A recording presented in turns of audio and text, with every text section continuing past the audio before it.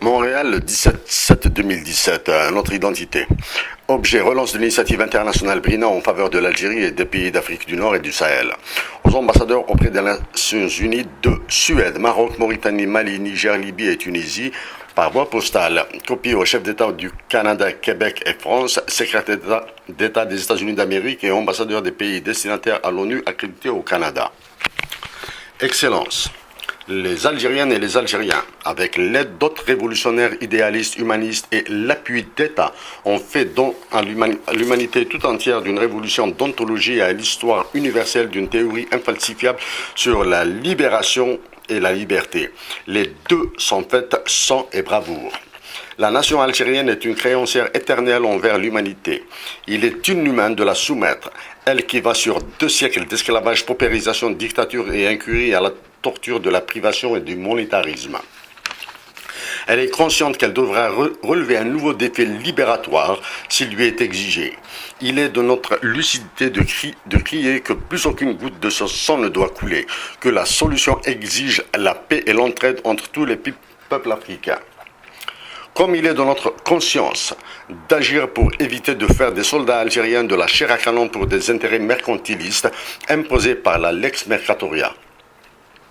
Comme il est aussi de notre devoir de lui faire prendre connaissance de tous les accords et protocoles internationaux en usage, comme celui de Kimberley, pour contrer les belliqueux et que ces richesses naturelles ne devront plus faire l'objet de marchandages de néo-accords du type de ceux de Berlin 1885 ou d'Aknakari 1928. La philosophie des biens publics et communs que sont la paix et le développement lui impose d'agir avec des équations dynamiques avec un esprit empreint de dispositions compromissoires et récursoires. Rappel de nos actions auprès de l'ONU en faveur de l'identité et de la paix en Algérie. En avril 2014, à l'Université de Montréal, en accent volontairement sur le sud algérien, nous avons démontré les bénéfices pour la paix, les droits humains et le développement durable de l'exploitation du caractère ancestral de l'identité amazigh berbère, tant pour l'Algérie que tous les pays voisins. Dans cette démonstration, nous avons déduit la dangerosité de la politique monétaire de la Banque centrale d'Algérie.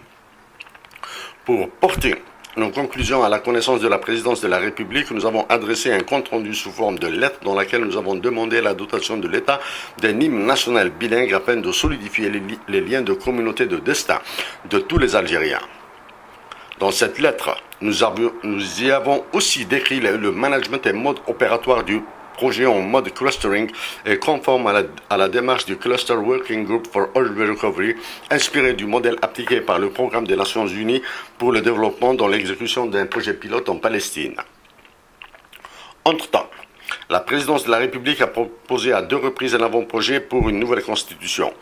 En utilisant les documents publiés par la présidence et dans une publication par le Centre de recherche sur la mondialisation Montréal, nous avons mentionné les flagrantes violations des droits de l'homme, de la nature et les effets dévastateurs sur les monopoles naturels et incontestables du peuple algérien. Alors que la prévoyance politique, dans le souci de la complétude de la paix, dictait l'institutionnalisation et la dotation de la République d'un hymne national bilingue dans la continuité des accords de paix concorde nationale, rendus possibles grâce au contrat national Rome, dans une inqualifiable formulation, l'identité amazigh a été constitutionnalisée, laquelle a ouvert la voie béante à toutes sortes de manipulations politiciennes qui sont devenues présentement explosives. En mars 2016, nous avons adressé un courrier au secrétaire général des Nations Unies. Relativement à toute initiative individuelle de saisine et d'enrôlement des questions pour débat en Assemblée, sur conseil de son département information et en sollicitant le parrainage de l'ambassadeur du Royaume de Suède, nous avons alerté à la fin du même mois les ambassadeurs des pays d'Afrique du Nord, du Sahel et des chefs d'État. En juin 2016, nous avons adressé une lettre au Congrès algérien et Conseil constitutionnel portant paix, identité, santé et constitution. Comme toutes les autres, elle est demeurée sans réponse et c'est une preuve supplémentaire de la schizophrénie des divers pouvoirs de la République. Sollicité respectueusement, il dénie. Interpellé, il devient l'ombrageux. Menace sur la paix et la sécurité en Algérie et Afrique du Nord.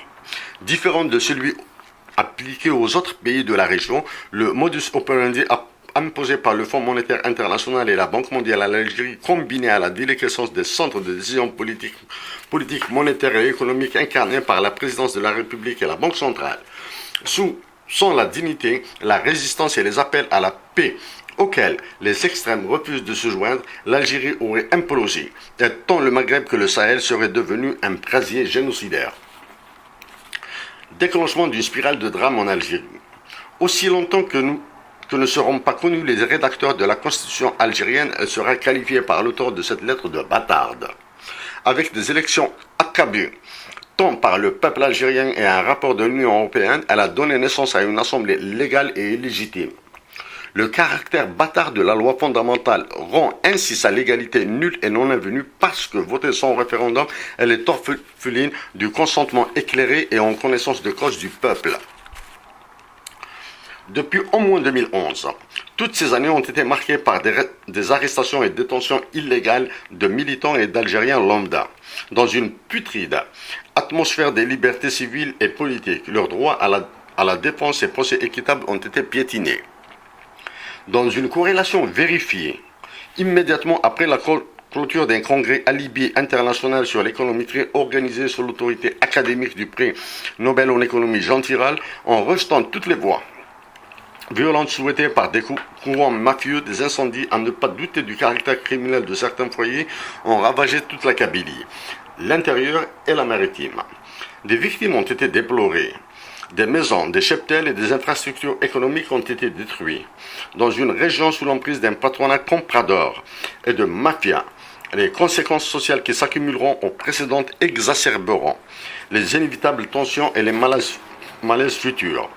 Pour notre part, nous continuerons à appeler à la paix, à la solidarité et au partage. Parce que c'est un droit humain. La santé ne peut être qu'un bien public universel. En ce mois de juillet, selon l'agence de presse officielle, le gouvernement a suspendu la présentation du projet de loi sur la santé, ce qui n'est qu'un artefact, parce que la dévaluation du dinar, l'inflation importée, la corruption et l'abandon des structures sanitaires publiques, les coûts seront brûlants pour les patients. S'ajoutant à ces drames, dans une théorie du choc digne de celle appliquée au Chili, une hyperinflation, dont les appels au secours de malades est visible. De plus, un nouveau fascisme, celui des rapts et kidnappings d'enfants, prend des allures ahurissantes. Derrière cette monstruosité pourrait se cacher la traite d'humains et le trafic d'organes. Si les précédents rapts ont été signalés dans des villes, ces derniers temps, ils se sont déplacés vers les villages dépourvus de structures et effectifs de sécurité. La dernière disparition d'adolescents signalée s'est produite à Bougil, un village enclavé dans le sud-ouest du département de Béjaïa. Au lieu d'essayer de comprendre toutes ces catastrophes et de prévenir d'autres, dans une indignité causée par le caractère cupide du mandat de député et sa nature clientéliste, aucune action n'a été déclenchée par ces prétendus élus. Au niveau international, dans la région, le dernier événement, juillet 2017, est la fermeture par la Mauritanie de sa frontière avec l'Algérie. En plus de l'incapacité de cet État à faire face aux crimes organisés et mouvements terroristes, cette décision souveraine qui mérite notre respect accentuera la pression sur les autres points de mouvement. Dans une inhumaine version de la politique européenne de voisinage, qui est passée de la défensive à l'offensive et imbriquée dans les politiques de l'Union pour la Méditerranée, ces ravageuses répercussions. Le racisme et la xénophobie inconnus avant en Algérie se pratiquent et s'expriment violemment. L'inextricable situation en Libye. Des informations font état de recrutement de mercenaires. L'absence de leadership politique régional n'éviterait pas sa partition. Pour protéger ses sources d'approvisionnement en matières premières à bas coût et à salaire esclavagiste, sous le fallacieux argument de lutte contre le terrorisme international que paradoxalement elle alimente, la présence néocolonialiste des forces armées françaises au Mali rend âpre les consensus politiques régionaux indispensables pour le retour à la paix. La conjonction de tous ces facteurs a transformé le Sahara algérien et les voisins, ses habitants et toutes les populations nomades, ainsi que les réserves naturelles qui s'y trouvent, considérées comme patrimoine de l'humanité, en un gigantesque four.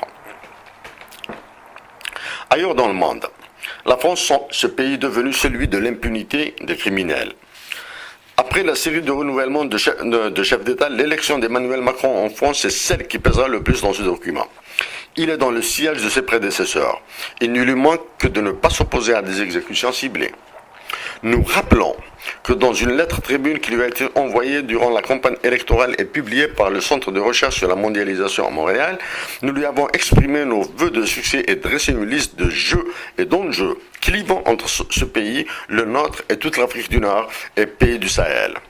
Elle a été suivie d'une lettre pour le féliciter et l'informer que des initiatives internationales seraient entreprises. La récente et abjecte exploitation de la détresse humaine par le président français en faisant allusion à l'indice synthétique de fécondité nous oblige à lui apprendre qu'un indice synthétique de fécondité élevé, comme celui du Niger qui est supérieur à 6, a au moins 3 qualités. Il infirme la théorie de Robert Malthus, met au devant la solidarité coutumière des Africains et par esprit philosophique que la dignité est celle enseignée par la pauvreté. Indépendamment des conditions des cultures et religions en usage dans ce pays, l'économiste américain Gary Becker a obtenu son prix Nobel grâce à sa New Home Economics, dans laquelle il a démontré la relation négative entre les revenus des foyers, ménages, et le nombre d'enfants. Ce n'est point à cause du manque de ressources naturelles et d'intelligence si les revenus des Nigériens sont très bas, c'est à cause de la prédation conduite par la France dont sont victimes ce pays et les autres, y compris l'Algérie. Avec une ISF de 1,93 de 2016, inférieure au seuil de renouvellement des populations, la France serait plus avisée de procéder à une immigration native de ses anciennes colonies du Sahel.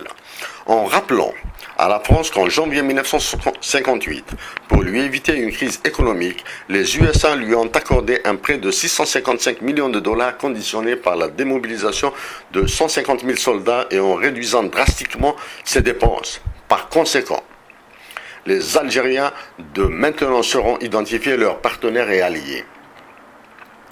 De plus, sans la génocidaire monnaie qu'est le CFA, à cause de sa perte de souveraineté sur sa politique monétaire soumise à la règle d'or, sa très faible compétitivité mesurée par son solde des investissements de et à l'étranger, avec ses balances de paiement structurellement déficitaires, sans les ressources naturelles comme l'uranium et la même mise de son trésor public sur les opérations financières de ces pays, la France aurait explosé l'Europe.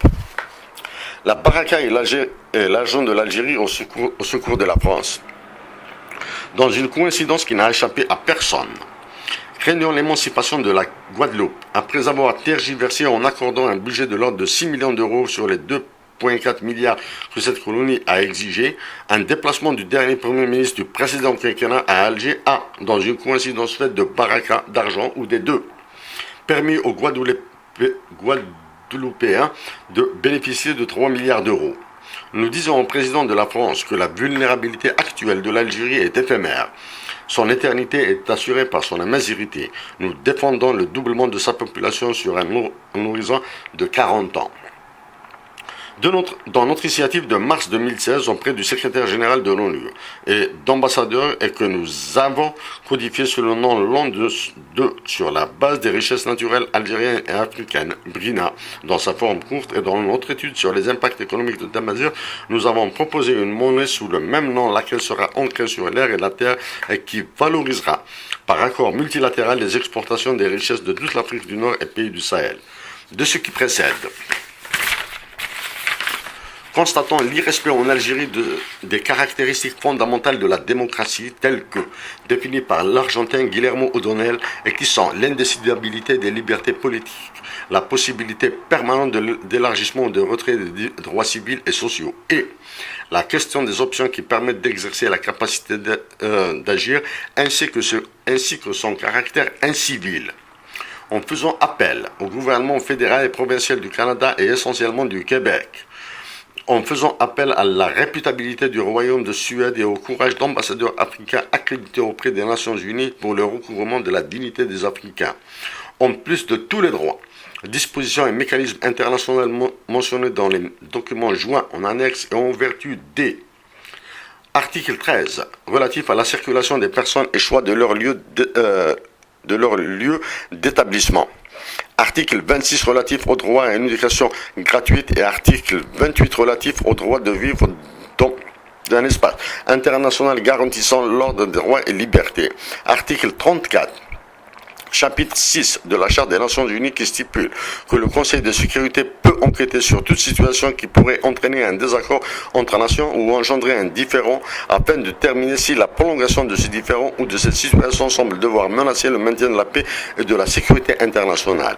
Et de l'article 39 du chapitre 7 de la même charte qui stipule que le Conseil de sécurité constate l'existence de menaces contre la paix, d'une rupture de paix ou d'un acte d'agression et fait des recommandations ou décide quelles mesures seront prises conformément aux articles 41 et 42 pour maintenir ou établir la paix et la sécurité internationale. Nous demandons une mission exploratoire sur la paix et la sécurité en Algérie, un débat sur toutes ces questions au sein de l'Assemblée générale, des actions auprès des autorités algériennes de répondre à la question sur la dotation de l'Algérie d'un hymne national bilingue, d'agir auprès de la Banque mondiale pour déclencher des études d'impact sur l'environnement des projets de catégorie A et B, d'agir auprès du Fonds monétaire international pour débattre publiquement avec des Algériens sur les mesures imposées à l'Algérie, d'agir auprès du Conseil constitutionnel algérien et présidence de la République de suspendre tous les articles mentionnant les conditions d'âge, de séjour, de nationalité et situation maritale pour prétendre à toutes les compétitions électorales. Pour notre part, nous sommes disposés à participer en qualité d'observateurs conférenciers pour la paix, les identités, les langues et cultures dans tout groupe ou mission onusien composé d'experts de l'UNESCO, PNUD, PNUE, Conseil économique et social et droits de l'homme et dans l'esprit de la révolution algérienne exploitée paradoxalement tant par Pierre Elliott Trudeau que les indépendantistes québécois, au moyen du capital humain qu'est l'émigration, avec un double souci d'efficacité et d'efficience dans nos objectifs de gains financiers optimaux. Nous agirons auprès des gouvernements fédéral et provincial du Canada et du Québec, plus ouverts à toutes les négociations à compromis faciles à obtenir pour améliorer les termes de l'échange au sens des objectifs du développement durable lancés par l'ONU avec l'Algérie et tous les pays d'Afrique du Nord. Excellence, veuillez croire. Excellence, on met respectueuse salutation. Signature.